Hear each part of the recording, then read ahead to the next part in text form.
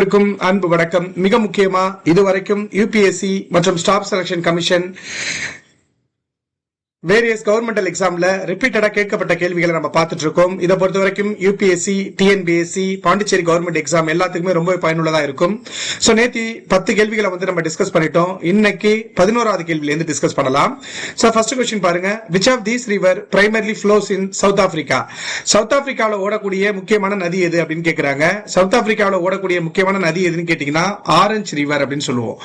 இந்த நைஜர் ரிவரை பொறுத்த வரைக்கும் இது எங்க ஃப்ளோ ஆகுதுன்னு கேட்டீங்கன்னா ஆப்பிரிக்காவில வெஸ்ட் சைடுல, அதாவது வெஸ்ட் ஆப்பிரிக்கால ஃப்ளோ ஆகுறது தான் நைஜர் அப்படிங்கிற நதி.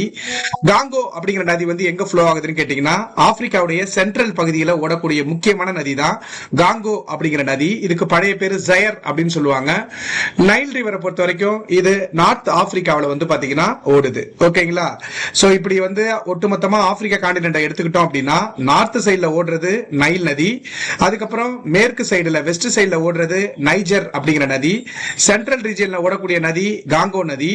ஓகேங்களா? சவுத் ஆப்பிரிக்கா, ஓகே, இங்க சவுத் ஆப்பிரிக்காவில சவுத் சைடுல ஓடக்கூடிய நதி எதுன்னு கேட்டீங்கன்னா ஆரஞ்சு ரிவர். ஓகேங்களா? சோ கீழே நான் கொடுத்திருக்கேன் பாருங்க. ஆரஞ்சு ரிவர் இதுதான் வந்து சவுத் ஆப்பிரிக்கால ஓடக்கூடிய மிக நீளமான நதி அப்படிங்கிறோம்.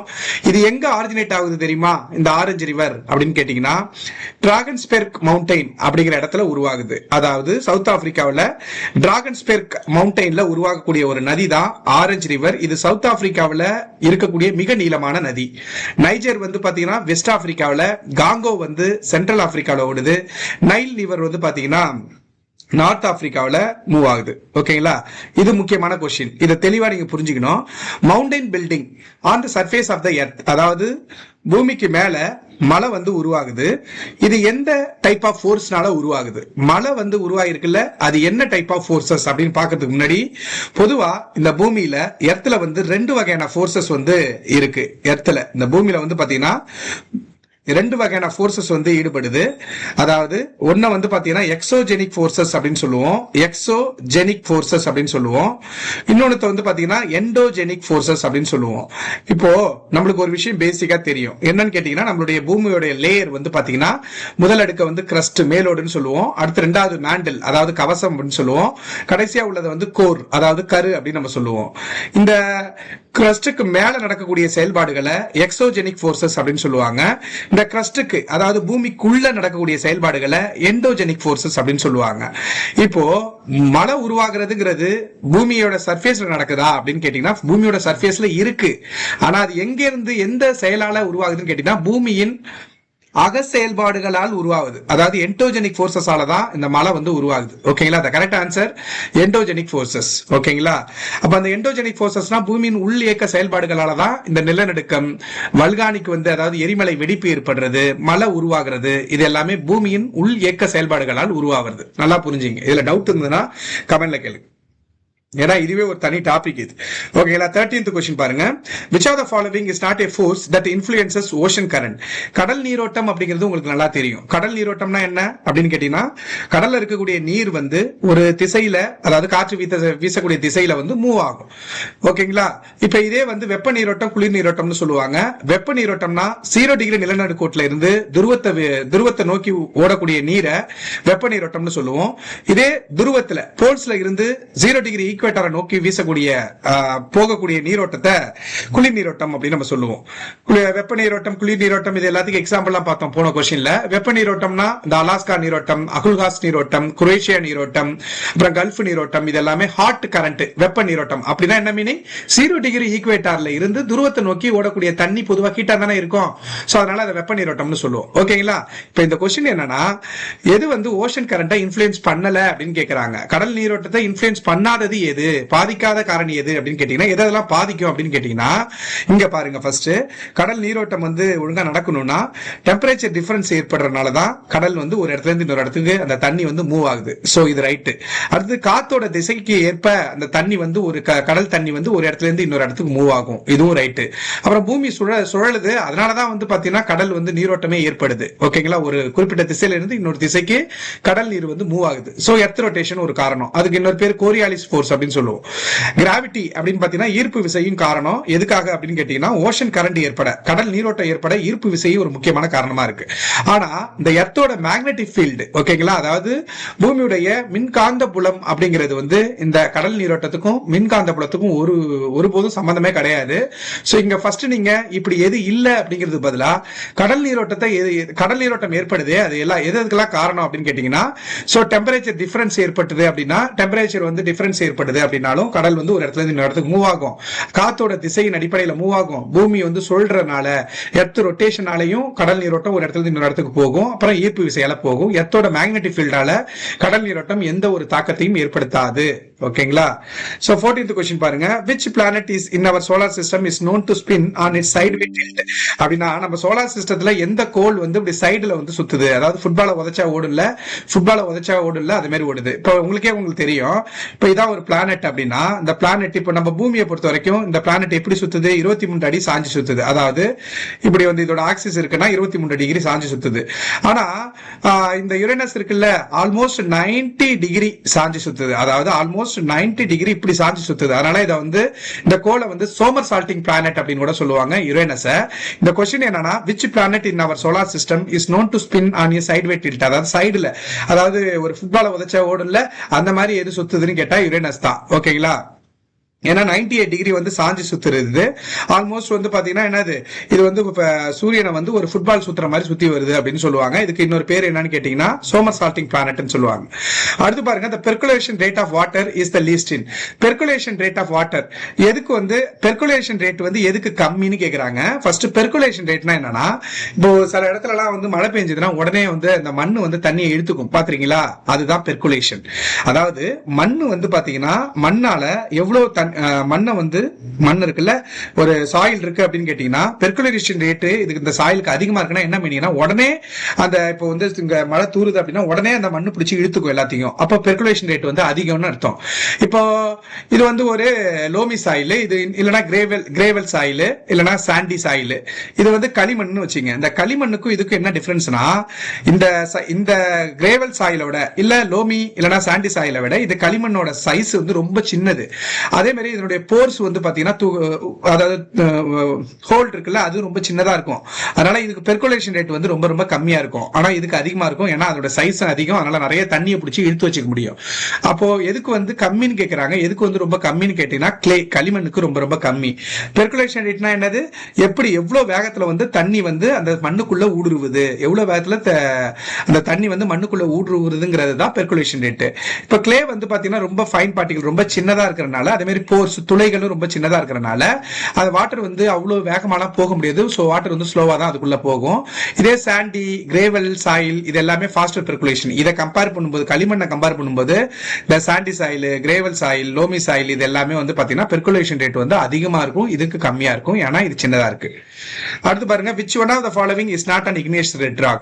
இதுல வந்து எது வந்து igneous red rock கிடையாது. ஃபர்ஸ்ட் igneous ராக்ஸ்னா என்னன்னு கேட்டீங்கன்னா, இப்போ வந்து பாருங்க, ஜஸ்ட் எல்லாத்துக்கும் பேசிக்ஸ். இப்போ வந்து நம்மளே இந்த பூமியின் கிறிஸ்டல்ல தான் இருக்கும்ல, அதாவது மேலோட்டில் நம்ம இருக்கிறோம், இது ஒரு பிளேட் இது ஒரு பிளேட் அப்படின்னு வச்சுக்கிட்டோம் அப்படின்னா, இது ரெண்டும் மோதும் போது என்ன ஆகும் அப்படின்னு கேட்டீங்கன்னா, என்ன ஆகும், ரெண்டுமே மோதும் போது அதுதான் நிலநடுக்கம் அப்படின்னு நம்ம சொல்லுவோம். அப்ப மோதும் போது ஒரு கேப் உருவாகுதுல, அந்த கேப்பை பயன்படுத்தி கீழே இந்த கிறிஸ்டுக்கு கீழே இருக்கக்கூடிய அஸ்தினோஸ்பியர் இருக்குல்ல, அங்கதான் வந்து பாறை குழம்பு, உருகிய பாறை குழம்பு இருக்கு. அது எல்லாமே என்ன ஆகும், இந்த வெண்டை ஓபன் பண்ணி மேல வரும். இப்படி மேல வந்தது மேல போயிட்டே இருக்குமானா போகாது. ஏன் அப்படின்னு கேட்டீங்கன்னா, பூமிக்கு ஈர்ப்பு விசை இருக்கு. ஒரு குறிப்பிட்ட தூரம் போனதுக்கு அப்புறம் திருப்பி வந்து பாத்தீங்கன்னா இந்த திரவமா இருக்கக்கூடியது வந்து பாத்தீங்கன்னா திருப்பி பூமியிலே வந்து டெபாசிட் ஆகும். டெபாசிட் ஆகி அது வந்து கூலிங் ஆக ஆரம்பிக்கும். கூலிங் ஆகி அதுக்கப்புறம் அது வந்து டோட்டலா ஒரு திடப்பொருளா மாறிடு. இப்படி உருவாகிறதுதான் முதன்மை பாறை. அதான் மலை இப்படிதான் உருவாகும். கீழே இருந்து அந்த உருகிய பாறை குழம்பு வந்து மேல வரும். மேல வந்து அதுக்கப்புறம் அதே பூமி மேலே வந்து பாத்தீங்கன்னா சாலிடா மாறும். அதாவது திடப்பொருளா அந்த கூழ்ல வந்து கூலிங் ஆகி அதுக்கப்புறம் ஒரு திடப்பொருளா மாறி உருவாதான் இக்னியஸ் ராக்ஸ். இக்னியஸ் ராக்ஸ்னா தீப்பாறை அப்படின்னு நம்ம சொல்லுவோம். அப்ப இந்த தீப்பாறையில இருந்து அந்த செதில் உடஞ்சி அதோட செடிமெண்ட் உடஞ்சி காத்து தண்ணி மூலமா இன்னொரு இடத்துல போய் படிய வச்சு இன்னொரு ராக் வந்து உருவாகும். அதுதான் என்னன்னு சொல்லுவோம் அப்படின்னா செடிமெண்டரி ராக், அதாவது படிவு பாறை அப்படின்னு நம்ம சொல்லுவோம். ஓகேங்களா? அதுக்கப்புறம் மெட்டமார்பிக் ராக்னு ஒண்ணு இருக்கு. இங்க நான் இதை மட்டும் சொல்லிடுறேன். இப்ப which one of the following is not igneous rock அப்படின்னா முதன்மை பாறை எது கிடையாதுன்னு கேட்டீங்கன்னா டோலமைட் கிடையாது. ஏன்னா டோலமைட்ங்கிறது வந்து ஒரு செடிமெண்டரி ராக். அதாவது படிவு பாறைக்கு எக்ஸாம்பிள். செடிமெண்டரி ராக்கு எதெல்லாம் எக்ஸாம்பிள் அப்படின்னு பாத்தீங்கன்னா, படிவு இந்த முதன்மை பாறையில இருந்து உருவாகிற பாறை தான் படிவு பாறை. இந்த முதன்மை பாறையுடைய செடிமெண்ட்ல இருந்து உருவாகிறது தான் செடிமெண்டரி ராக்கு. அதுக்கு எக்ஸாம்பிள் வந்து டோலமைட், அப்புறம் வந்து பாத்தீங்கன்னா ஜிப்சம். ஓகே, இது ஜிப்சம். அப்புறம் சுண்ணாம்புக்கல் லைம்ஸ்டோன், இது எல்லாமே வந்து பாத்தீங்கன்னா சுண்ணாம்புக்கல் லைம்ஸ்டோன் இது எல்லாமே வந்து செடிமெண்டரி ராக்குன்னு சொல்லுவாங்க. இது எது இல்லைன்னு கேட்டாச்சு நம்ம கண்டுபிடிச்சிட்டோம். மத்தது நம்ம தெரிஞ்சுக்கணும்ல. டோலமைட் அப்படிங்கிறது ஒரு செடிமெண்டரி ராக்கு, அப்ப இதுதான் இக்னியஸ் ராக்ஸ் கிடையாது. அப்போ இந்த கேப்ரோ, கிரானைட், பசால்ட் இது எல்லாமே வந்து பாத்தீங்கன்னா இக்னியஸ் ரெட் ராக் தான். இக்னியஸ் ராக்ஸ் ரெண்டு வகை இருக்கு, இன்ட்ரூசிவ், எக்ஸ்ட்ரூசிவ் சொல்லுவாங்க. இன்ட்ரூசிவ் அப்படின்னா என்ன அர்த்தம் அப்படின்னு கேட்டீங்கன்னா, அப்படி கீழே இந்த எரிமலை வெடிப்புல இருந்து வந்து திருப்பி என்ன ஆகுனா கீழே போயிட்டு டெபாசிட் ஆயிடும். கீழே போயிட்டு அந்த இது வந்து திடப்பொருளா மாற ஆரம்பிச்சிடும். இப்படிதான் வந்து பாத்தீங்கன்னா இது கிரானைட் வந்து பாத்தீங்கன்னா ஒரு இன்ட்ரூசிவ் இக்னியஸ் ராக்ஸ். ஊடுருவி உள்ள போயிடும். அதாவது கீழே இருந்து வந்து திருப்பி அந்த கேப் வழியாவே திருப்பி உள்ள போய் டெபாசிட் ஆக ஆரம்பிச்சிடும். இப்படிதான் கிரானைட் கல்ல வந்து வெட்டி எடுப்பாங்க. அதே மாதிரி தான் இந்த கிரானைட், கேப்ரோ, பசால்ட், பாறாங்கல். ஓகேங்களா, பாறாங்கல் இது வந்து ஆக்சுவலா எக்ஸ்க்ளூசிவ் இக்னியஸ் ராக்ஸ்க்கு வந்து எக்ஸாம்பிள். சோ ஒட்டுமொத்தமா நம்ம பார்க்கும்போது இதெல்லாம் தீப்பாறை, முதன்மை தீப்பாறைக்குள்ள வருது. டோலமைட் அப்படிங்கிறது வந்து செடிமெண்டரி ராக் உள்ள வரும். ஓகேங்களா, இத டீடைலாவே சொல்லலாம், பட் டைம் இல்ல. ஓகேங்களா, அடுத்த क्वेश्चन பாருங்க. which among the following country is the largest producer of bauxite in the world?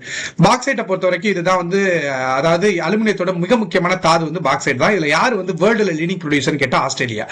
Australia தான் வந்து பாத்தீங்கன்னா பாக்சைட்டோட லீடிங் ப்ரொடியூசர். அதுக்கப்புறம் சைனா, அதுக்கப்புறம் கினியா எல்லாமே இருக்கு.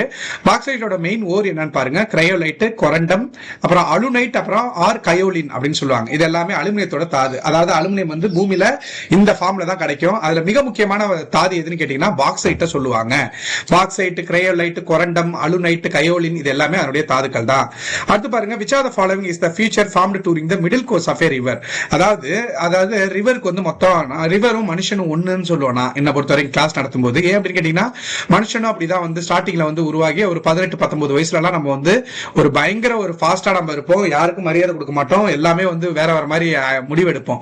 ஆனா அதுக்கப்புறம் ஒரு 30-35 வயசு கடந்ததுக்கு அப்புறம் என்ன ஆகும் அப்படின்னு கேட்டீங்கன்னா, கொஞ்சம் நம்மளுக்கு ஒரு மெச்சூரிட்டி கிடைக்கும். அதுக்கப்புறம் வந்து பாத்தீங்கன்னா லாஸ்ட் டோட்டலாவே அமைதியாயிடுவோம். புரியுதுங்களா? இது வந்து நான் தப்பா சொல்ல, ஜஸ்ட் எல்லாம் இயல்பு தானே பொதுவா. ஓகேங்களா, இப்ப ரிவர் அப்படிதான் மலை உச்சியில வந்து பாத்தீங்கன்னா உருவாகும். அந்த உருவாகும் போது இந்த மலை உச்சியில இருந்து உருவாகக்கூடிய இந்த 6 சோர்ஸ்ல இருந்து தண்ணி வந்து செம்ம ஸ்பீடா வந்து அடிச்சுட்டு ஒடியாரும். அப்ப அது பயங்கர ஃபாஸ்டா இருக்கும். அததான் என்னன்னு சொல்லுவோம்னா அப்பர் கோர்ஸ் அப்படின்னு சொல்லுவோம். 6 உருவாகுதுல அதை வந்து என்னன்னு சொல்லுவோம்னா அப்பர் கோர்ஸ் அப்படின்னு சொல்லுவோம். அங்க வந்து பயங்கர ஸ்பீடா இருக்கக்கூடிய ராக்க பாறையெல்லாம் அடிச்சு தள்ளிட்டு வருவாங்க. அதுக்கப்புறம் வந்து பாத்தீங்கன்னா இந்த மலை உச்சில இருந்து கீழே இறங்கினதுக்கு அப்புறம் இந்த ஆறு வந்து பாத்தீங்கன்னா வளைஞ்சு ஓடிட்டு இருக்குமா. இதான் என்னன்னு சொல்லுவோம்னா மிடில் கோர்ஸ் சொல்லுவோம். அதாவது ஸ்டார்டிங்கை விட கொஞ்சம் ஸ்பீடு கம்மியாயிடும், பிட் காம் ஆயிடும், மிடில் கோர்ஸ் சொல்லுவோம்.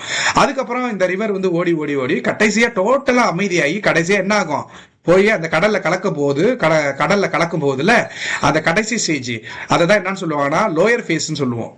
ஓகே, லோயர் கோர்ஸ் இல்லைன்னா லோயர் ஃபேஸ் இல்லைன்னா கடைசி ஃபேஸ் அப்படின்னு சொல்லுவோம். இங்க வந்து டோட்டலா இந்த தண்ணி வந்து ரொம்ப அமைதியா இருக்கும். ஓகேங்களா, அமைதியா வந்து பாத்தீங்கன்னா இருக்கும். அதுதான் upper course, middle course, lower course. இங்க என்ன क्वेश्चन கேட்டிருக்கேன்னா, which of the following is the feature formed during the middle course of a river? Middle course of a riverல என்ன உருவாகும் அப்படின்னு கேட்டீங்கன்னா, ஆக்ஸ்போ லேக், குதிரை குளம்பு ஏரி வந்து உருவாகும். இப்போ ஆல்ரெடி சொல்லியாச்சு. இப்போ இந்த மிடில் போர்ஷன் மட்டும் பாருங்களேன்.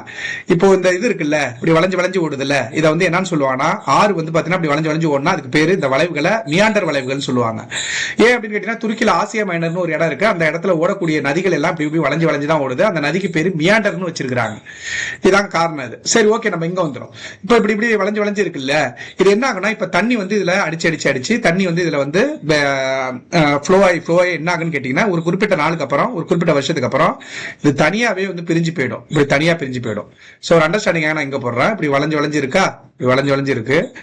இப்படி இதுல தண்ணி அடிச்சு என்ன ஆகும் அப்படின்னு கேட்டீங்கன்னா, தனியா வந்து இது இந்த குதிரை குளம்பு, அதாவது ஆக்ஸ் பவு மாதிரி இருக்கும், குதிரையோட குளம்பு இருக்குல்ல, அந்த மாதிரி தனியா பிரிஞ்சு போகும். அதுக்கப்புறம் என்ன ஆகுன்னு கேட்டீங்கன்னா, லேட்டரா பல வருடங்கள் கழிச்சு இதுல தண்ணி வந்து பாத்தீங்கன்னா டெபாசிட் ஆகி ஒரு ஏரியாவே உருவாயிடும், ஒரு லேக்கா ஃபார்ம் ஆயிடும். அதனால இது குதிரை குளம்பு மாதிரி இருக்கனால இது ஆக்ஸ்போ லேக்குங்கிறாங்க.